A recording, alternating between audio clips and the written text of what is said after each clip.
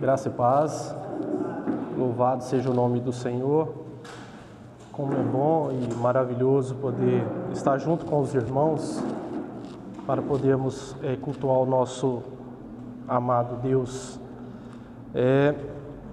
Nós vamos dar continuidade a essa série de ministrações e hoje nós vamos estar lendo Marcos, capítulo 4,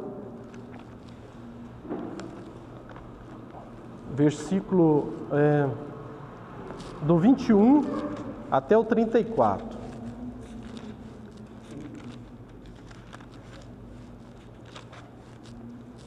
Só um instante.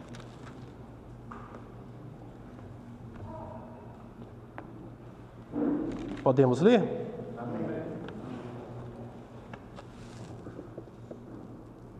Assim diz a palavra do Senhor. Ele lhes disse: quem traz uma candeia para ser colocada debaixo de uma vasilha ou de uma cama? Acaso não o coloca num lugar apropriado? Porque não há nada oculto senão para ser revelado, e nada escondido senão para ser trazido à luz. Se alguém tem ouvidos para ouvir, ouça. Considerem atentamente o que vocês estão ouvindo, continuou ele. Com a medida com que medirem, vocês serão medidos e ainda mais acrescentarão para vocês. A quem tiver, mais lhe será dado. De quem não tiver, até o que tem lhe será tirado. Ele prosseguiu, dizendo: o reino de Deus é semelhante a um homem que lança a semente sobre a terra, noite e dia.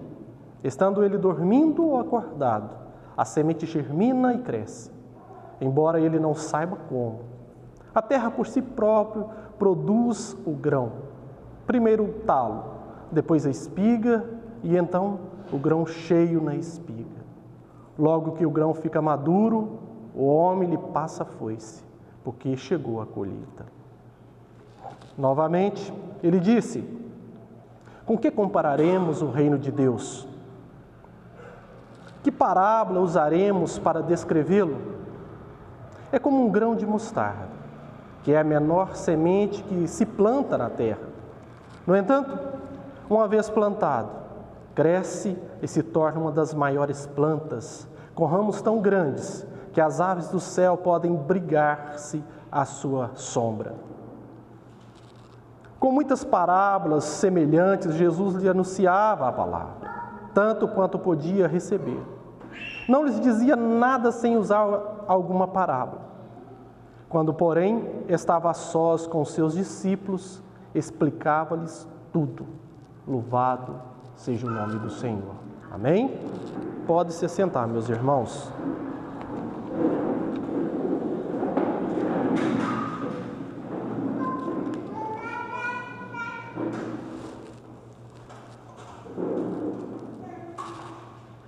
No domingo passado, o pastor expôs a parábola do semeador brilhantemente.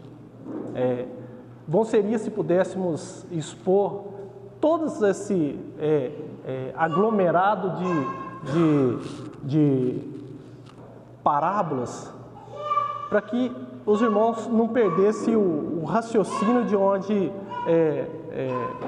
foi parado no domingo passado. Alguns irmãos não puderam estar presentes hoje. Louvado seja Deus que nós temos o recurso de estar gravando, então depois os irmãos podem estar acompanhando a sequência e vão entender. Amados, eu dei o título a essa mensagem de Revelando Verdades do Reino. Eu acho que no fim da mensagem os irmãos compreenderão um pouco o porquê desse título. Vejam, vocês já ouviram a expressão o segredo é a alma do negócio? Pois bem, ao dizer que o segredo é a alma do negócio, sugere-se que a informação e a estratégia são fundamentais para o sucesso. mas também pode ser interpretado como um aviso para que não se escondam verdades que podem impactar a confiança entre as partes. Dito isto, o que temos diante de nós é um esboço que foi pensado, projetado, arquitetado de como Deus se tornaria rei. Esse é o esboço que nós temos diante de nós. Como isso é possível? Como Deus faz isso? Não ocultando verdades do seu reino, mas revelando-as. Então, vamos aí nessa primeira parte que nós vamos ler, que é o versículo 21, os 4 primeiros versículos, que é o da candeia. Vamos por parte. E eles disse: quem traz uma candeia para ser colocado debaixo de uma vasilha ou de uma cama? Acaso a coloca num lugar apropriado? Porque não há nada oculto senão para ser revelado, e nada escondido senão para ser trazido à luz. O propósito da candeia, ou da lamparina, ou da luz, é não ser ocultado. É estar no lugar de destaque. Os mais antigos aí vai lembrar, quando o texto aqui está falando de uma lâmpada, está referindo a uma lamparina. Para eles usavam o azeite como combustível para que aquele pavio pudesse ficar aceso e clarear a casa, clarear o ambiente onde eles estavam. Para nós aqui, pelo menos o que nós usávamos lá na roça, era a lamparina e o combustível era a querosene, E a intenção dessa lamparina era trazer luz àquele ambiente, aquele lar, aquela casa, o lugar onde as pessoas estavam reunidas. Então, o propósito dessa lâmpada ou dessa lamparina era trazer luz. Mas, no entanto, o reino e quem o trouxe estava oculto para os de fora. Nós lemos no texto que aqueles que estavam de fora, eles não conseguiam perceber esta luz que estava brilhando ou essa luz que estava trazendo clareza. Vejam bem, a igreja da época, os mestres, os escribas, aquele grupo religioso, eles teriam que usar essa lamparina ou essa lâmpada que o texto está referindo. Muitas pessoas pensam que está se referindo aos apóstolos, à igreja, mas o texto ele deixa claro que está se referindo à palavra de Deus, à pessoa de Jesus. Então, essa igreja da época, eles deveriam expor a verdade para que trazesse luz à mente daquelas pessoas, não somente dos judeus, mas todos aqueles povos que estavam à sua volta pudessem ter a sua mente clareada por essa luz, por essa lâmpada. E o que eles faziam? Olha, essa palavra e essa lâmpada, ela era escondida ou colocado debaixo do arqueiro de diversas maneiras. Eles a escondiam sobre uma pilha de tradições humanas e de algumas ações ou de várias ações hipócritas. Quando nós olhamos para o comportamento desses judeus da época, esses rabinos, esses mestres da lei, esses fariseus, que eles ocultavam essa lâmpada com pilhas de tradições humanas e de ações hipócritas, nós olhamos para o nosso tempo, contextualizando o momento em que nós estamos atravessando, nós vemos muitas pessoas, muitas igrejas, ou pessoas que se dizem evangélicas, fazendo a mesma coisa. Ao invés de trazer clareza, elas também estão ocultando essa lâmpada que deve brilhar.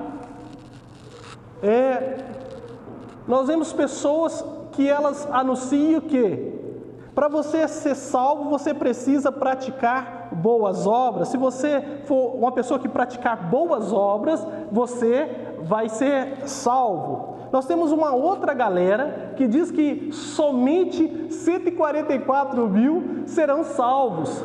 Nós temos uma outra turma que diz que se você não se apoiar ou guardar um dia determinado da semana, se você não respeitar um dia determinado da semana, você também não será salvo. Mas nós temos um outro grupo de pessoas que anunciam com tanta autoridade, mas ao invés de pregar a palavra de fato, o que essas pessoas fazem? Elas criam eventos atrás de eventos, e quando é a hora de anunciar o Evangelho, são um tempinho muito minúsculo. Shows e mais shows dentro da igreja, teatros e mais teatros, grupo de dança, um monte de outras coisas. Quando chega a hora da exposição da palavra, o pregador ou o pastor dessa comunidade, ele tem 10 minutos para que essa luz possa brilhar. Pessoas igual esses fariseus também estão ocultando essa lâmpada. Pessoas nos nossos dias estão ocultando esta palavra ou esta luz, essa lâmpada que deve brilhar. Mas esse grupo específico de pessoa que ocultava esta lâmpada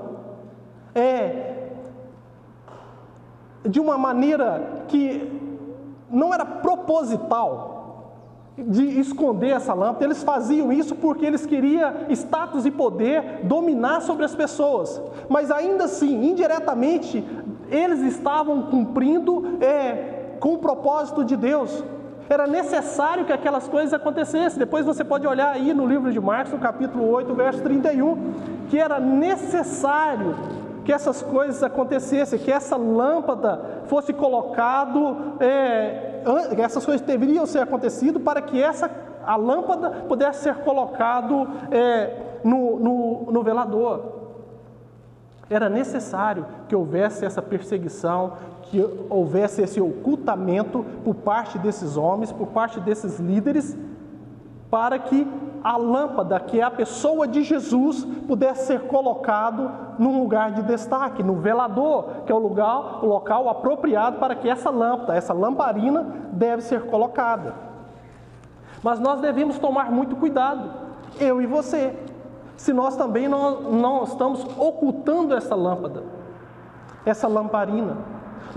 Foi pregado no culto de homens aqui ontem, a obrigação que nós, homens, pais, líderes, pessoas que são convertidas no lar, deve agir, deve anunciar o Evangelho.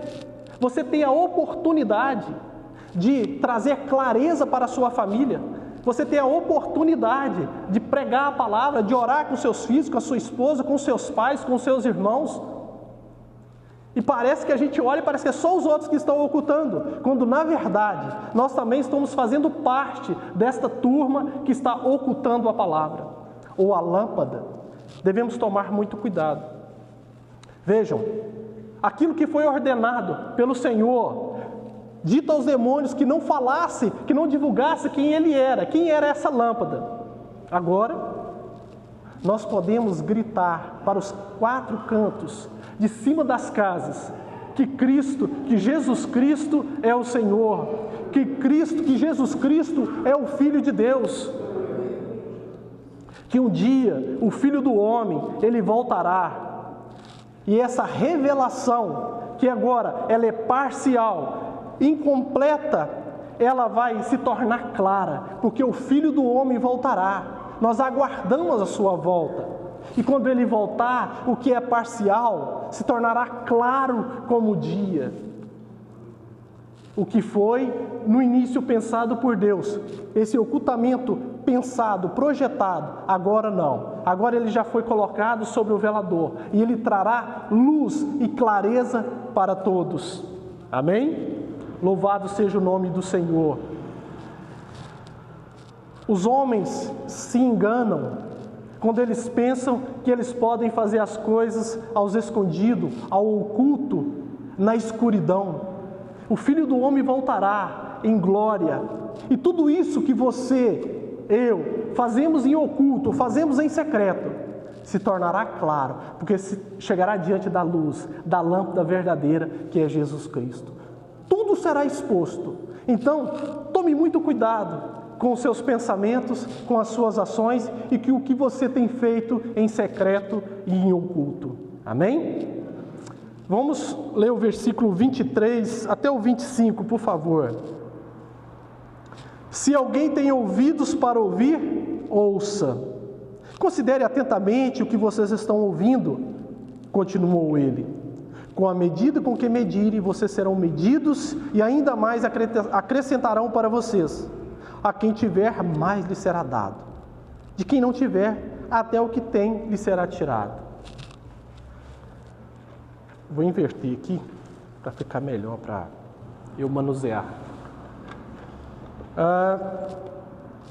Jesus, ele estava escondido a fim de ser manifesto. Para os pais aqui, para os tios que têm sobrinhos pequenos, vão entender o que eu vou dizer agora. Sabe quando você brinca de esconde-esconde com seu filho? Você nunca brinca com ele e se esconde num lugar onde você não pode ser encontrado. Você sempre se esconde num lugar onde ele pode te achar e se alegrar porque ele te encontrou. Não é verdade? A intenção do Senhor aqui, quando fala que ele estava oculto e queria ser encontrado, é nesse sentido. Ele está oculto no momento, mas ele será revelado, você o verá. E é desta maneira. Vejam, o encobrimento tem a intenção de desvelar, tornar claro. Tornar claro o quê? Tornar claro o reino de Deus. E as parábolas que testemunham dele são uma peça, imagina uma peça de, de bordado, as mulheres vão entender melhor. São um emaranhado, um entrelaçado de nós, de um lado bem esquisito, mas do outro lado é perfeito, não é? Não é bacana? Esse desvendar, esse anunciar do reino pelas parábolas é dessa maneira. De um lado tem esse entrelaçar de nós, mas do outro lado você vê clareza, você vê o reino de Deus sendo exposto através das parábolas. As parábolas estão anunciando o reino de Deus para você, está revelando verdades deste reino. Amém? Assim também é a imagem de Jesus para os de fora. Ele é um simples rabi, sem as credenciais de uma escola rabínica, um galileu surgindo do nada. Mas quando nós lemos os textos, ou as parábolas, falando desses fariseus, como eles agiam, como eles olhavam para Jesus e não conseguiam perceber que ali estava o início do reino, Jesus revelando o reino, a gente fica, como que esses caras foram tão tolos, tão ignorantes? Mas se tivesse acontecendo exatamente nesse exato momento, talvez você cometesse os mesmos erros que eles cometeram. Porque veja bem, como alguém pode detectar as linhas na nossa vida comum, o padrão da nossa vida, o desvendar desse reino de Deus pelo simples falar, pelo simples fato de você estar ouvindo. Como você pode, só uma pessoa está falando com você e você conseguir compreender que ele está falando do reino que foram prometidos há muito tempo pelos profetas, pelos patriarcas e tudo? Ser pelo simples fato de ouvir. Veja bem, é como se Jesus estivesse diante do seu auditório, diante daquele povo, daquela multidão, e dissesse para eles, todos eles, inclusive eu e você, vocês estão presos. Vocês estão presos e a condição para que vocês possam sair dessa prisão é condicionado ao ouvir. Vocês só serão libertos de onde vocês estão se você tiver a capacidade de ouvir. No culto passado, o pastor falou a respeito das pessoas que dormem no culto, que fica meio vago. Por isso é chamado tanta atenção dos irmãos, que prestem atenção, porque o reino é revelado através do anúncio, da fala, mas você precisa ouvir atentamente. Então, aquelas pessoas, elas precisavam ouvir, e como elas ouvindo, elas poderiam entender que estava revelando era o reino de Deus. Vejam, A compreensão do reino não é uma habilidade humana, mas uma capacidade concedida ou dada pelo próprio Jesus Cristo no coração do cristão. Não depende de nós, nós não conseguimos compreender o reino de Deus. Só compreendemos porque o próprio Cristo, Ele coloca em nosso coração a capacidade de compreendê-lo através de ouvir os anúncios da sua palavra. E Jesus, ele usa um ditado muito interessante no versículo 24, da parte B, e até o final aí, vejam bem, a parte B do versículo 24, ele diz assim, com a medida com que medirem, vocês serão medidos, e ainda mais acrescentarão para vocês. A quem tiver, mais lhe será dado, de quem não tiver, até o que tem lhe será tirado. Amados, ele usa desse ditado interessante. Sabe aquela expressão que nós usamos muito, que pau que dá em Chico, dá em Francisco? Jesus está falando a mesma coisa, da mesma medida que vocês medirem, vocês serão medidos, e ainda acrescentará mais para vocês. Claro, obviamente que Jesus está fazendo uma alusão aqui à maneira como aqueles fariseus e aqueles mestres falava que o que ele estava fazendo era pelo poder de Beelzebu. Por que esses homens falavam isso? Vejam, Jesus, ele arrastava a multidão. Por quê? Porque Jesus, ele atendia a todos. Jesus atendia a todos. Jesus, ele pode tratar o seu problema mental. Ele pode tratar a sua ansiedade. Ele pode tratar a sua depressão.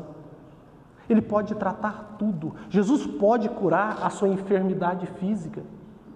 Jesus pode trazer clareza para os seus pontos de interrogação. Essas dúvidas todas que você tem, Jesus pode trazer resposta. A Bíblia tem resposta para tudo isto. Então Jesus, ele arrastava a multidão, e quando Jesus fazia isso, aqueles homens que queriam o poder sobre as suas mãos, não queriam perder o domínio sobre aquelas pessoas, ele dizia para elas que Jesus operava aquilo pelo poder de Beelzebu. A hegemonia religiosa estava sendo perdida entre os dedos daqueles homens. Então, eles usavam desse artifício para dizer isto. E nós também devemos tomar muito cuidado com a maneira como nós julgamos as pessoas e os acontecimentos. Isso não quer dizer que nós não devemos julgar. A Bíblia diz que nós devemos julgar, sim. Mas o nosso julgamento, ele tem que estar apoiado sobre a misericórdia. Somente Deus, só Ele somente, consegue ver o todo. Tudo está diante dos seus olhos. E o seu julgamento é com justiça e com retidão e misericórdia. Aqueles a quem o mistério do reino de Deus é dado em Jesus Cristo, receberão até mesmo capacidade maior para entrar nele. A estes que foi dado essa capacidade de entrar no reino, receberão mais. O texto está dizendo isso, que aqueles que têm, receberão ainda mais. Mas de que capacidade é esta? Jesus aqui está referindo que, sabe aquelas pessoas que dizem assim, a minha fé é muito pequena, parece que eu não tenho fé. Jesus está dizendo que a você que foi dada a capacidade de compreender o reino, a sua fé ela vai ser aumentada gradativamente. E como isso acontece? Deus usa das circunstâncias da vida, Deus usa das enfermidades, dos problemas, da dor, do sofrimento, para que você possa desenvolver essa fé. Lhe dará capacidade de conhecimento, ter mais conhecimento, o seu amor por Deus, a sua lealdade à palavra do Senhor, o seu amor pelo próximo, tudo isso vai ser acrescentado. A sua santidade será desenvolvida, acrescentada. Você amará isso e buscará isso sempre. Isso vai ser acrescentado a você. Você que foi dado a capacidade de compreender o reino. Todas as bênçãos do reino de Deus serão acrescentados a nós. Vocês devem estar lembrados da narrativa de Ezequiel 47, do 1 ao 5, que fala que a salvação é como um rio que cada vez se aprofunda mais e mais. Lembra quando você foi encontrado pelo Senhor e algo maravilhoso foi revelado a você sobre o reino? E que o caminhar com o Senhor, mais coisas foram sendo reveladas, e mais coisas foram reveladas, e você hoje consegue expressar com tanta ousadia e autoridade do que foi revelado. Você às vezes não sabe, como aquele cego de nascença que Jesus curou, quem foi que te curou? Eu falei assim, só sei que eu era cego de nascença e eu fui curado por Ele. Você consegue falar com autoridade, eu estava perdido e fui achado pelo Senhor, eu estava afundado no pecado e o Senhor me perdoou e me resgatou. Isso é dado, isso é acrescentado a nós, essa ousadia, essa vontade de anunciar. A salvação, ela é como esse rio que Ezequiel fala que cada vez que passa ele vai aprofundando mais e mais e mais. Quando essa lâmpada brilhar, quando o Filho do Homem voltar e nós estivermos diante dele, nossa, vai ser maravilhoso demais. Pensa quantas coisas maravilhosas será revelado a nós. Isso progressivamente, por toda a eternidade. É maravilhoso, irmãos. Mas tem a outra parte, tem aqueles que estão de fora. Vejam, no entanto, aqueles que não foram dados eles a capacidade de compreender o reino, aqueles que têm a aparência de conhecimento, aquela familiaridade superficial com as coisas espirituais, que certa vez essa pessoa teve. Sabe aquelas pessoas que se dizem espiritual, que falam da Bíblia, que você olha e diz assim, não, eu queria ter a metade do conhecimento desse irmão ou dessa irmã, e quando você olha para o seu comportamento, as suas ações, são comportamentos e ações de pessoas que não estão no reino, que estão de fora. O que o texto está dizendo é que a essas pessoas, até o que tem lhe será tirado. Aqui Jesus está apontando para o juízo final. E tem uma outra coisa. Nós falamos disso aqui ontem à noite, de nós sermos ativos no corpo de Cristo. Vou te dar um exemplo. Por algum motivo, você se afastou da presença de Deus. E você era um músico na igreja. Mas podemos citar outros exemplos de professores, de pregadores. Por algum motivo se afastou da presença do Senhor, no sentido de não fazer parte daquele corpo, por rebeldia, em situações, para que você possa entender. E essa pessoa ficou um determinado tempo afastado. Aquela habilidade que ele tinha de tocar, aquela habilidade que ele tinha de preparar uma aula e de anunciá-la, aquela habilidade que ele tinha de pregar, aquela ousadia, aquela coragem, parece que com o passar do tempo, parece que eu perdi esse negócio. A inatividade faz isso com a gente. Faz isso. A timidez, você fica diante das pessoas, você fica com medo, com vergonha, sei lá. Mas a você que foi dado a capacidade de compreender esse reino, de estar nesse reino, você não consegue. Você não consegue permanecer onde você está. E você volta. E você compreende que você precisa ser ativo. Você precisa lutar contra essa timidez. Você precisa lutar contra as suas emoções. E começar a participar da dinâmica do corpo. Não pode, não tem como, a estes que foram dada a compreensão do reino, ficar só absorvendo. Não tem como. Se você está só absorvendo, se você não faz nada, muito cuidado. Você precisa ser ativo. Neste reino, não existe homens e mulheres, jovens, seja qual a sua idade, passivos. É um reino de pessoas ativas. Pensem nisso.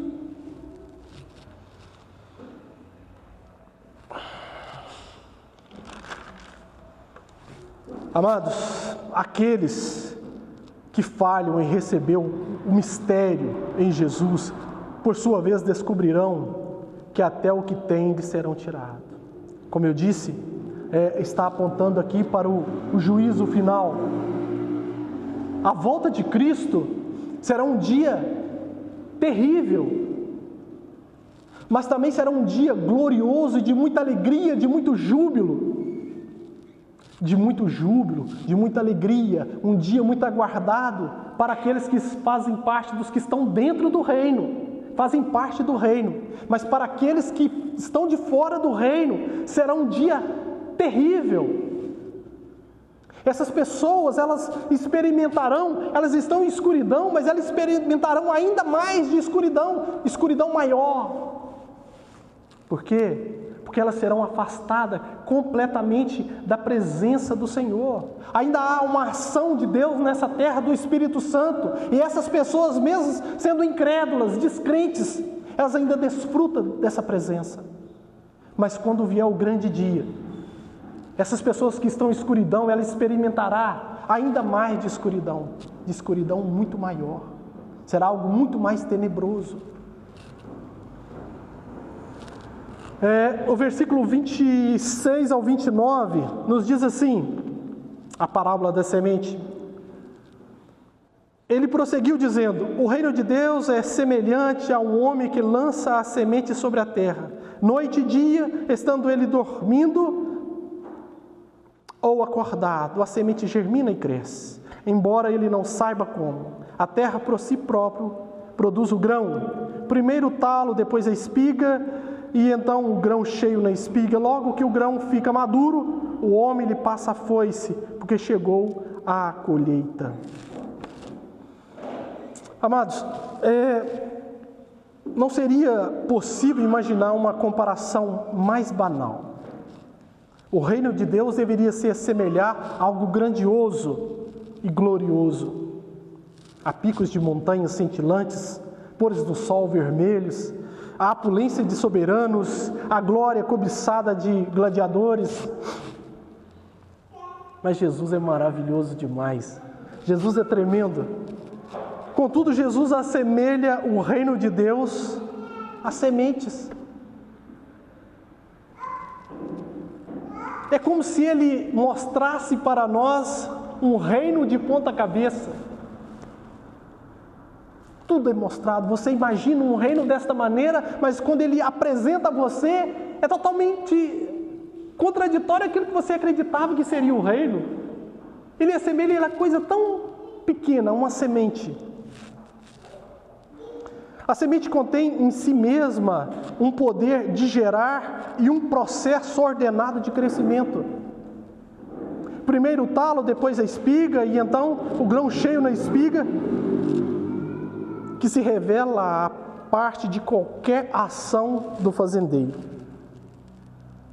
Para o público de Jesus e de Marcos, o entendimento disso deve ter sido de que Deus causaria o crescimento da semente. Ou seja, Deus trará a consumação do reino independente de qualquer esforço humano. E aqui eu quero fazer um convite a você, meu irmão, desperta, não dorma. Eu quero fazer um convite para você, para que você possa caminhar comigo até o celeiro de semente, que é Gênesis. Lembra? Gênesis 1:12, quando o Senhor fala que a terra produziria semente, árvores frutíferas que dariam sementes.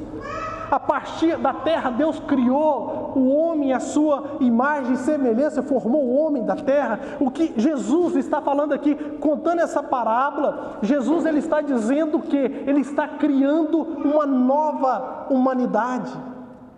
Ele está criando de novo a raça humana, a partir desta semente, que é Jesus, que é a palavra de Deus. E isso, como João fala, isso não depende da vontade do homem, da carne ou do sangue, mas isso é uma ação do Espírito Santo, de fazer com que essa nova humanidade, ela possa surgir, ela possa crescer. Deus está falando que o seu reino, ele está sendo inaugurado nesta terra, onde ele se tornou rei, mas é ele para nascer uma nova humanidade que fará parte desse reino. E que somente essas pessoas que foram pensadas por Deus, que foram amadas por Deus antes dos tempos eternos, compreenderá esse reino. Somente a eles será dada a capacidade de poder ver esse reino só através do ouvir. Louvado seja o nome do Senhor. E o versículo 27 e 29 a semente, como o Evangelho, prospera por si mesma. E uma vez semeada, põe em movimento um processo que leva à colheita. Mas é necessário que certas coisas aconteçam primeiro, antes que esse reino ele possa ser visto na sua completude. É o famoso já, mas ainda não. Algumas coisas precisam acontecer antes que esse reino se estabeleça na sua completude. Vejam, Elias, nós estamos falando, lendo aqui o que Marcos estava escrevendo para a igreja em Roma, para o seu público entendia o que ele estava dizendo, o público de Jesus entendia o que ele estava dizendo. Vejam, algumas coisas precisariam acontecer primeiro, que Elias deveria vir, era preciso que o Filho do Homem sofra em Jerusalém, seja condenado à morte e que ressuscite. Era preciso que ele bebesse o cálice e que fosse lhe dado. Era preciso que os discípulos sofressem perseguição. Era preciso que a abominação e a desolação acontecesse. O Evangelho precisasse ser pregado a todas as nações, assim por diante. Antes que esse reino seja estabelecido na sua completude, todas essas coisas devem acontecer. Quase todas elas já aconteceram. Quase todas elas. E muitas pessoas, o mundo, eles lamentam o que houve com a promessa da sua volta ou da sua vinda. Tal ceticismo é o resultado de uma espera chegada do reino de Deus como se fosse um raio ordenado e sobrepujado. Vejam bem, meus irmãos, Deus, Ele não arremessa o seu reino como Poseidon lança o trovão, fez com o trovão. Pelo contrário, Deus, Ele planta o seu reino como uma semente e ele vai crescendo. Tem o seu processo de crescimento. Os zelotes, eles tentaram forçar o reino a entrar no palco por meio de uma revolução. E agora tem uma turma aqui, a turma usa apocalipticismo, esperado por meio de cuidadosas observações e computos para anunciar o futuro. Aquelas pessoas que pensam no Apocalipse, a realização, o fim dos tempos, eles fazem algumas previsões, alguns acontecimentos para descrever que agora é chegado esse reino, a vinda do Senhor. Nós vimos as redes sociais e a TV, as emissoras de TV, enxurradas e mais enxurradas de pessoas dizendo que agora está chegando o fim. Que aconteceu essa guerra, está tendo essa guerra e que isso e aquilo vai acontecer porque agora sim o anticristo vai se manifestar e o fim vai chegar. Nós temos uma outra turma, evangélicos, que eles acreditam que agora no ano de 2033, tem pessoas aí projetando uma grande festa, celebrar uma grande ceia com toda a igreja, com todas as igrejas que fazem parte das suas convenções, para celebrar os 2000 anos, né? E acreditam, não diz com toda a autoridade, sim, de falar claramente, mas as palavras que são proferidas pelos seus lábios, dá para entender que eles acreditam que nessa data vai acontecer. E o que nós lemos é o contrário disso. A parábola da semente crescendo alerta contra casar a vinda do reino com previsões, projeções, calendários e estratégias. Jesus, vocês vão observar isso no decorrer dessa série de ministrações. Jesus, ao longo de todo o Evangelho de Marcos destrói todas as tentativas de pô-lo em categorias, fórmulas e programas. E ao mesmo tempo acontece isso com o reino de Deus. É ancorá-lo aos nossos sonhos, é perdê-lo, pois Deus ordenou o que nenhum ouvido percebeu e olho nenhum viu. Essa semente, ela cresce independente da ação do homem. Jesus está dizendo que você precisa anunciar o Evangelho, semear essa semente. Você continua tocando a sua vida, viva uma vida natural. A propósito é que você viva uma vida natural. Você tem que confiar. A própria semente, ela tem esse poder de germinar, de crescer. O próprio Senhor deu esse poder à semente. Ninguém compreende como acontece isso. Ninguém sabe explicar. É uma ação totalmente independente da ação do agricultor. Nós estamos falando de uma semente que não falha, que não minta. Ela é verdadeira. Ela vai vingar. Outro dia, eu tive um relato de um irmão que a gente conversava sobre a Bíblia e ele falou assim: eu não acredito na Bíblia que ela é toda a palavra de Deus. Tem muita coisa ali que foi homens que escreveu e que essa palavra não é a palavra de Deus, ela pode ser alterada, ela pode ser mudada. Eu falei assim: olha, você pode até não acreditar nisso, mas a Bíblia é a palavra de Deus. Tudo que nós precisamos saber a respeito de Deus, a respeito de nós mesmos, está registrado ali. E todas as suas promessas se cumprirão. Agora, essa semana, eu vi a foto desse homem com a turma no monte. Como que a semente de Deus, ela tem esse... Você não vê. Às vezes você prega com uma pessoa que zomba de você e faz um monte de coisa e você fica assim: não tem futuro para isso daí. Mas a palavra está lá, ela foi semeada, e é ela que vai fazer tudo, é o Senhor que faz tudo. Então a gente tem que confiar, amém? Vamos lá para a parte final, versículo 30 ao 34. Vamos dar uma acelerada aí, porque o tempo voa. Novamente ele disse: com que compararemos o reino de Deus? Que parábola usaremos para descrevê-lo? É como um grão de mostarda, que é a menor semente que se planta na terra. No entanto, uma vez plantado, cresce e se torna uma das maiores plantas, com ramos tão grandes que as aves do céu podem abrigar-se sobre a sua sombra. Com muitas parábolas semelhantes, Jesus lhe anunciava a palavra tanto quanto podiam receber. Não lhes dizia nada sem usar alguma parábola.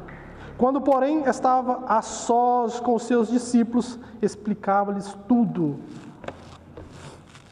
Aqui, portanto, ninguém deveria olhar para Jesus na Galileia, cercado por uma multidão local, e dizer: como é possível isso ser o anúncio da chegada do reino de Deus? É um negócio meio assim, quando a gente para e começa a pensar como aquelas pessoas estavam olhando para Jesus, o início do seu ministério ali na Galileia, talvez nós também pensaríamos: como que isso pode ser o início do reino de Deus? A semente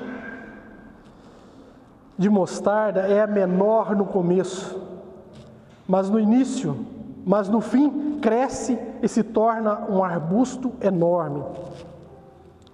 Esse é o retrato de Jesus sobre o modo como Deus trabalha e o modo como Deus faz crescer o reino. Aqui também, amados, nós vemos uma advertência quanto aos pequenos começos. As pessoas não punham fé, não acreditavam naquele ministério galileu de Jesus, que ali começava o reino de Deus e que ele poderia se tornar grandes. A parábola que aqui nós lemos é uma advertência contra os pequenos começos. Veja bem, às vezes a gente fica desanimado. Não sei se isso passou pelo coração dos irmãos, mas quando nós começamos com a igreja Redenção, como diz um linguajar do povo aí, né? Uns gatos pingados. Às vezes a gente podia ter dúvida, será que isso aqui vai para frente? Será que vai ter futuro isso daqui? Às vezes muitas pessoas desprezam o pequeno começo. Isso não é só na igreja, isso não é só na área espiritual, não. No profissional também. Às vezes você começa um negócio bem pequeno e as pessoas desprezam aquele pequeno começo seu. Mas é só uma semente e ela vai crescer, ela tem um processo natural para desenvolver. Nós vemos nos cultos de homens, eu não sei da reunião das irmãs, mas são reuniões que poucas pessoas participam. E às vezes a gente pode olhar, será que isso aqui vai ter futuro? Porque vem 2, 3, 4. Mas a semente, ela está sendo semeada. Nos estudos bíblicos, às vezes vem poucas pessoas. E a gente, será que vai ter futuro isso daqui? Nós não podemos desprezar isso. A palavra, a semente está sendo semeada. Sabe aquele trabalho que você começou lá na empresa onde você trabalha? Você como empresário, você sabe que esse trabalho que você começou, dando oportunidade para pregar a palavra, às vezes um dia da semana, 20 minutos, 10 minutos, 15 minutos que você está tendo. Às vezes uma pessoa somente te ouve. 2, 3. E às vezes bate o desânimo porque a gente não vê o resultado imediato, a gente é muito imediatista, quer que as coisas aconteçam. E não é assim. A palavra, a semente está sendo lançada, ela tem um processo. E veja bem, às vezes você nem vai ver. Uns plantam, outros regam, outros colhem. Mas quem dá o crescimento é Deus.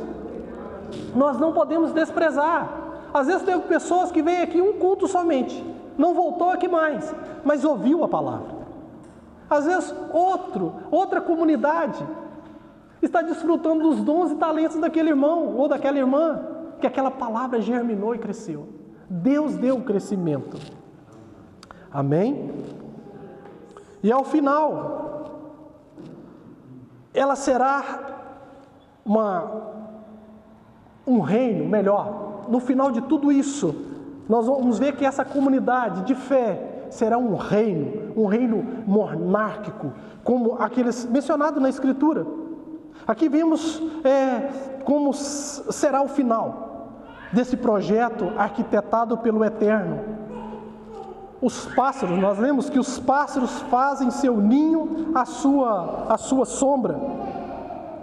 Esta imagem é usada por Ezequiel, Daniel, em sua narrativa sobre um grande reino, crescendo como uma árvore, até que os que estão ao seu redor possam abrigar-se debaixo dela. Aqui Jesus está falando como esse reino ele vai dilatar. Quando todas as pessoas, todas as nações, todos os povos, todas as tribos, eles conhecerão, ouvirão e verão esta palavra ser anunciada.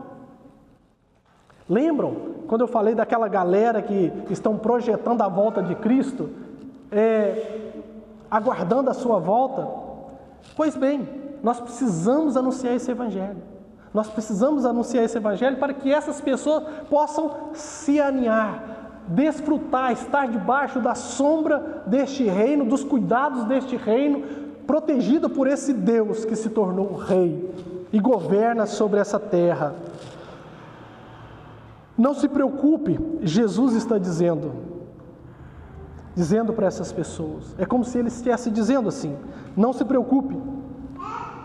Lembre-se de que seu Deus é um Deus que tem prometido esse reino pequeno que está sendo estabelecido pelo Senhor. Ele chama atenção para eles da seguinte maneira, vejam, ouça o que eu estou dizendo, preste bem atenção. Este reino, a condição aqui não é você receber, mas é dar, porque generosidade produz generosidade, mas ganância gera pobreza. Esse reino aqui ele é diferente. muito diferente. As parábolas eram a persona pública de Jesus, do seu mestre, do nosso mestre. Jesus, por intermédio da imagem vivida da vida cotidiana, prova de uma forma maravilhosa a experiência que pertence à comunhão com Ele, do que é pertencer à comunhão com Ele. Ele chama atenção para aquelas pessoas dentro de uma perspectiva de uma vida vivida no cotidiano, que eles podem participar deste reino. Eles chamam a atenção deles para isso. Mas interessante que os que estão de fora não. Eles não conseguem perceber isso.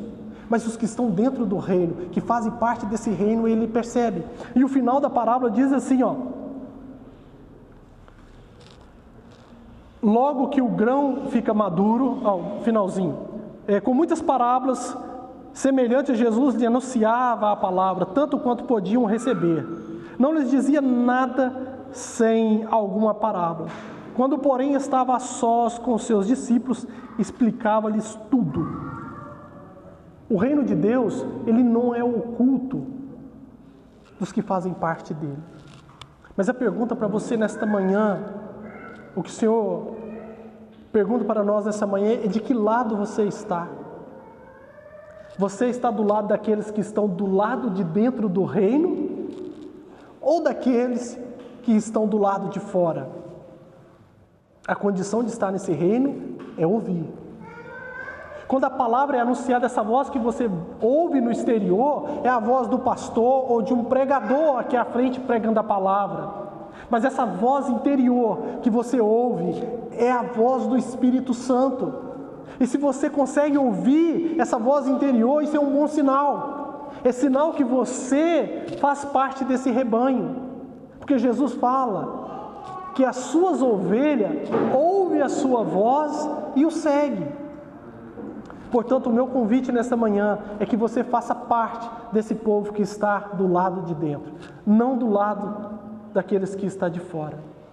Lembra daquele carcereiro, quando Paulo estava preso e tudo se abalou ali e ele ficou atônito com o que estava acontecendo e ele perguntou: o que eu faço para ser salvo? Nós lemos em todas as parábolas aqui da semente que a semente ela cresce independente, que não há ação do agricultor. E às vezes muitas pessoas perguntam para nós, o que eu devo fazer para ser salvo? Nós vamos dizer para ele assim: olha, nada. Deus, Ele predestinou aqueles que fazem parte do seu reino e aqueles que não fazem. Acreditamos nisso e é assim que pensamos. Mas interessante que Paulo fala para aquele carcereiro o seguinte: você precisa crer no Senhor Jesus. Você precisa crer em Jesus. Mas essa predisposição e essa fé para crer também vem do Senhor. Mas nós precisamos anunciar.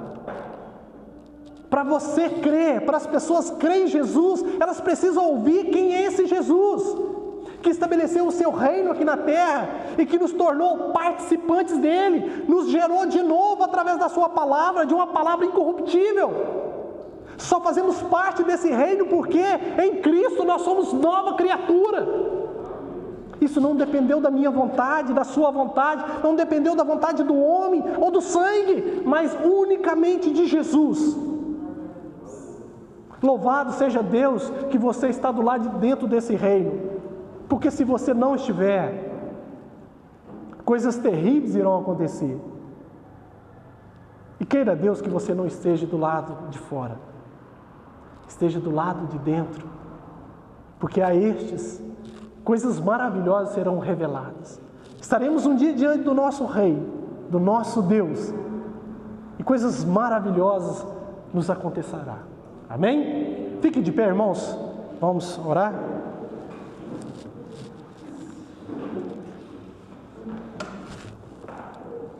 Amado Deus, Deus forte e poderoso, Tu és o nosso Deus, Senhor, o nosso Rei.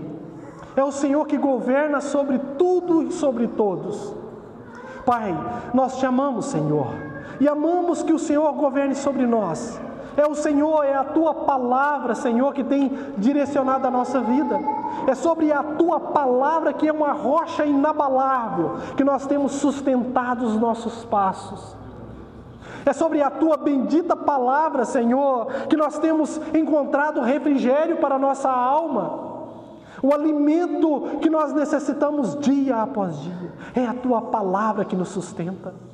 Obrigado por ser esse Rei bondoso, esse Deus tão maravilhoso, que tem suprido todas as nossas necessidades, Senhor. Seja elas material, física e espiritual. Obrigado por ser tão bondoso conosco. Por cada dia estar se revelando a nós aquilo que nós necessitamos conhecer do Teu reino, Senhor. É o Senhor que tem revelado essas verdades do Teu reino a nós. Obrigado por ter habitado em nós através do Teu Santo Espírito e ter aberto o nosso intelecto e nosso entendimento para que possamos contemplar a Tua maravilhosa graça, a maravilhosa presença do Senhor, a Tua santidade. Oh Deus, obrigado.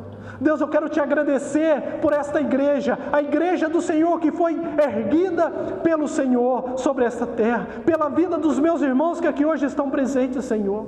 Que nós possamos continuar marchando, ó Deus, anunciando a Tua palavra, até que o Senhor venha, Senhor. Nós ansiamos, ó Deus, pelo Teu retorno, pela Tua volta, Senhor, quando tudo será restaurado e o Teu reino, nós poderemos ver Ele na sua completude, Senhor.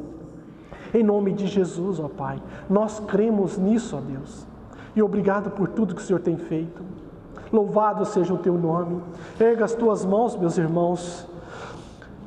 O amor de Deus, a graça de nosso Senhor Jesus Cristo e as doces consolações do Espírito Santo e seja sobre nós, sobre cada um de nós, em nome de Jesus. Quem creia, diga amém. Amém, Jesus. Louvado seja o Teu nome, Senhor. Vão em paz, meus irmãos. Que vocês tenham uma boa semana, uma boa e abençoada semana. Amém? Louvado seja Deus.